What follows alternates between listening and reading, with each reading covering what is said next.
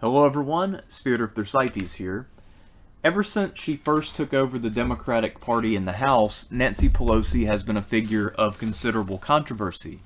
The fact that after her speakership ended, she did not step down from party leadership but demanded to stay in place and to keep her lieutenants in place was rather unprecedented, and it has created quite a few enemies, especially among people who want to get a turn at the speakership.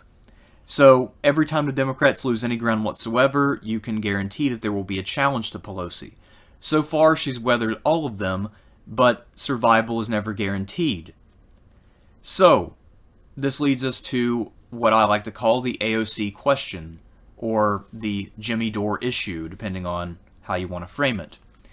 Jimmy Dore believes that progressives need to use leverage and force Pelosi to grant a vote on Medicare for All in the House in order to get the votes of AOC and the other progressives in the House.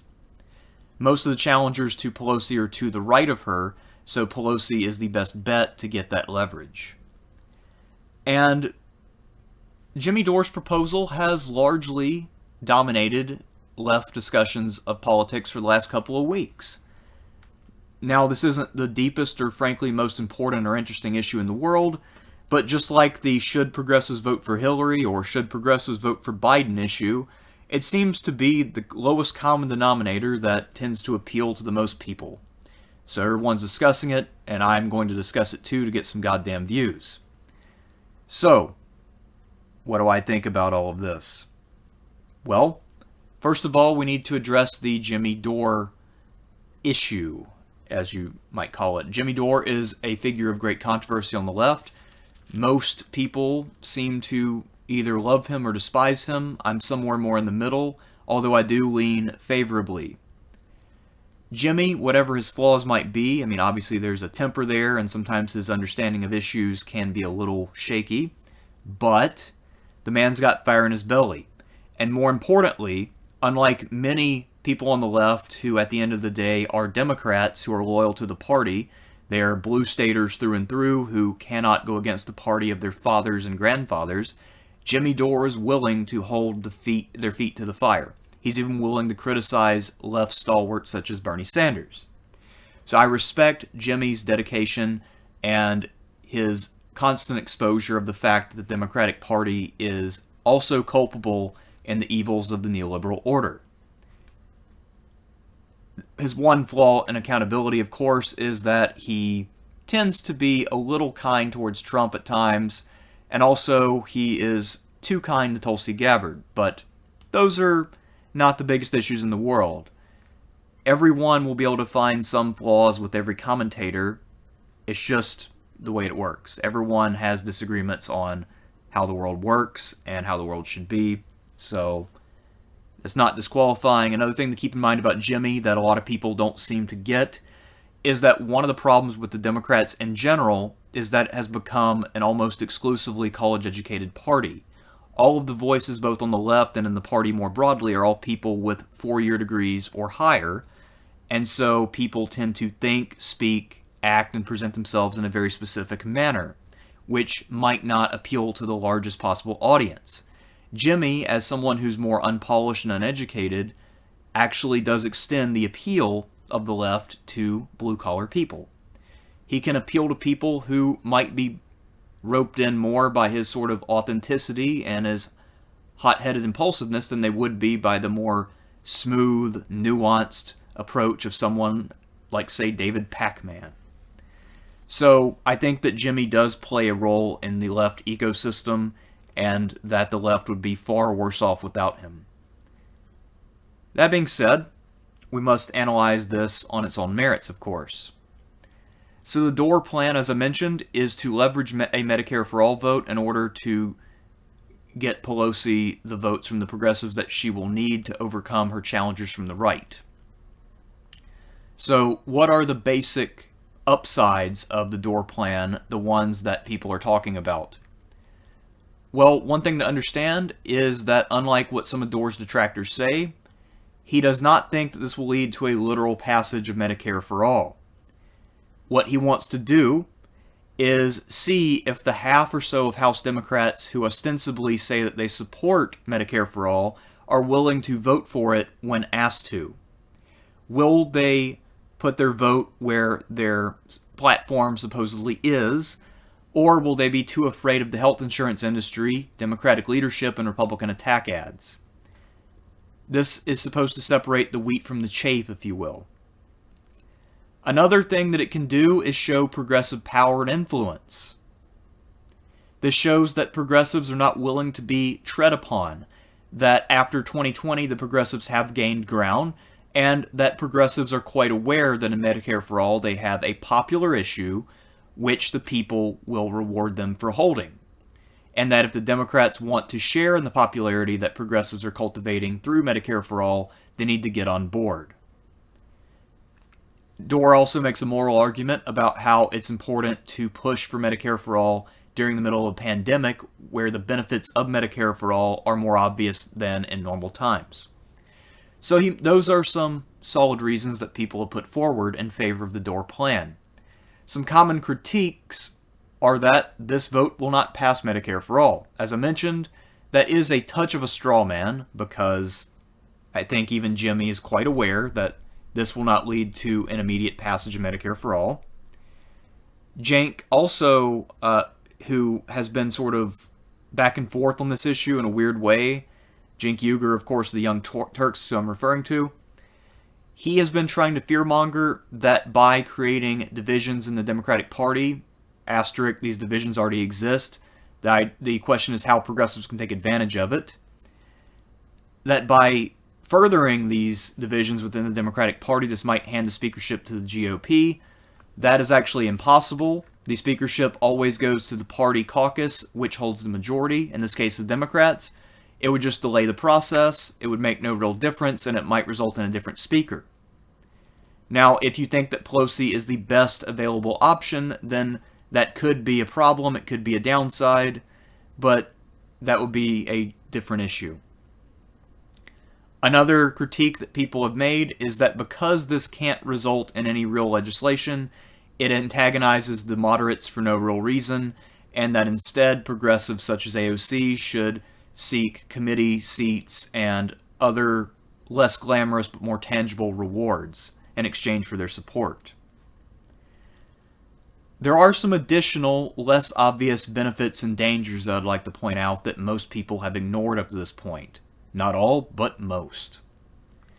First up, in the terms of additional, less obvious benefits, is that for the wishy-washy Democrats who are faking it on Medicare for All, if they are asked to expose themselves and they live in blue districts where they think that this might be used against them, and that is very much the idea, to use this as a bludgeon to keep Democrats in line, then they will probably vote for it.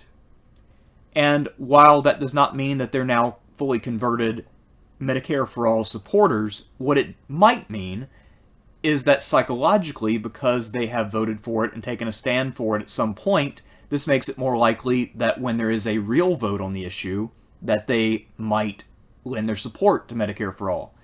Now that their names are attached to it, now that they've had to make a concrete commitment, even if it is a somewhat symbolic commitment, they're more likely to take a stand when it counts, when votes are needed to actually pass legislation. This is especially true if progressives continue to gain momentum in the House and gain different members in the squad and in the Progressive Caucus. So this could help to keep fence sitters on the right side of the fence, if you will. Another thing that this could do is to make Medicare for All closer to being the default position of Democrats, and it makes it more difficult for Pelosi, who is the one calling for the vote, and other leaders who are supporting Pelosi and owe their positions to her, to condemn Medicare for All. Right now, because their donors are demanding that they be against it, leaders in the Democratic Party lack the spine to say that they are for Medicare for All, and they're not for it. However, Pelosi, first and foremost, is a career politician. At age 80 and living in San Francisco, she knows that she can keep running indefinitely so long as someone like a stronger Shahid Buttar doesn't pick her off somehow. and his challenge to her was a pretty long shot. He didn't come that close, but he still probably came closer than he should have. She might even be a little shaken by that. Maybe at this point, because she lives in a blue city, she actually will endorse Medicare for all. Pelosi very much is first and foremost about Nancy Pelosi. She wants to die in office as Speaker of the House, or at least Democratic Minority Leader. It's very clear that's her goal in life. The sharing of power, that doesn't matter too much. There are also some additional, less obvious dangers to the Dore plan. One involves Nancy Pelosi herself. Pelosi, I think at this point it is clear, is increasingly senile and temperamentally imbalanced. She loses her temper much more easily than she did, say, 10 years ago. She simply is not as skilled at politics. She doesn't read the room as well. Her political calculus is not as sophisticated. She's not the clever Nancy Pelosi of 2006, who won back the House and then managed to pass things despite Bush being president. This Pelosi in 2020 is the kind who might throw a temper tantrum, refuse to yield an inch to the progressives, and then force them into a position where they either have to vote for someone to Pelosi's right for Speaker, or they have to accept that she publicly denounced them, told them to bend the knee, and then vote for her. If they do vote for her anyway after being rebuffed by an angry old woman, this makes them look incredibly weak. That would be worse than doing nothing at all. This would be weaker than simply just not saying a word.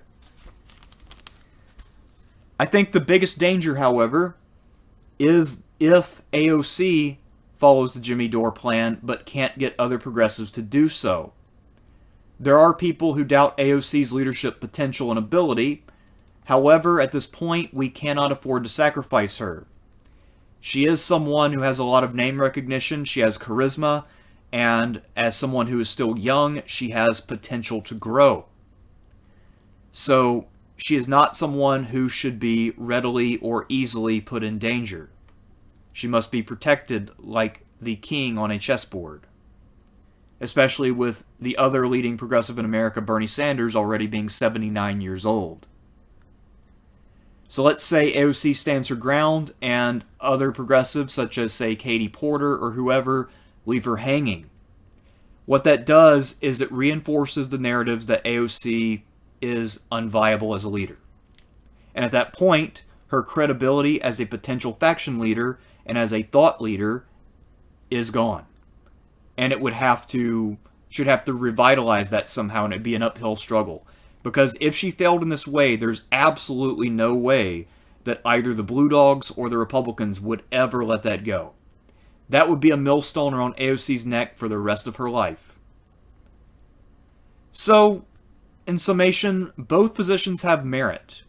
And I think that Jimmy Dore did a great service to the world by trying to encourage progressives to think about the leverage that they do have and to try to move the House leadership to the left. Ultimately, however, as I've weighed out all of the potential scenarios here, all of the potential benefits and dangers, I side with the notion that it is more of a risk than a positive opportunity. AOC, as I said, is an asset which must be protected. She is potentially valuable going forward as the leader of the squad and of the progressive movement, or at least parts of it, maybe just the House part of it. At any rate, we do need her, and we need her to remain unvanquished. It's okay if she fumbles in a few interviews, or if she loses a debate, or what have you, but for her to try to exercise power and get completely smashed would do too much damage to herself. And because AOC has become so deeply associated with the progressive cause, that is a risk that I personally cannot endorse. So those are my thoughts on this. Another thing to consider is that while it would be good to force the wishy-washy Democrats to show their cards, if you're really interested in a Democrat who's on the fence and learning about where they really stand on Medicare for all, read their congressional webpage carefully. There are certain weasel words which will alert you to the fact that they might be lying about their Medicare for All stance. The language of extended access, for instance, as opposed to simply saying, I am for universal coverage, I'm for Medicare for all, I'm for single payer. If someone uses weasel words or tries to go in a roundabout way to imply that they might be for Medicare for all by talking about access and affordability, that is almost a guaranteed giveaway that that person is not being sincere and is not really an ally on the issue of Medicare for all. So those are my thoughts on the Dore question, and I would like to hear yours in the comments below. So that's all I've got for you now. I'm Spirit of Thersites. Peace out.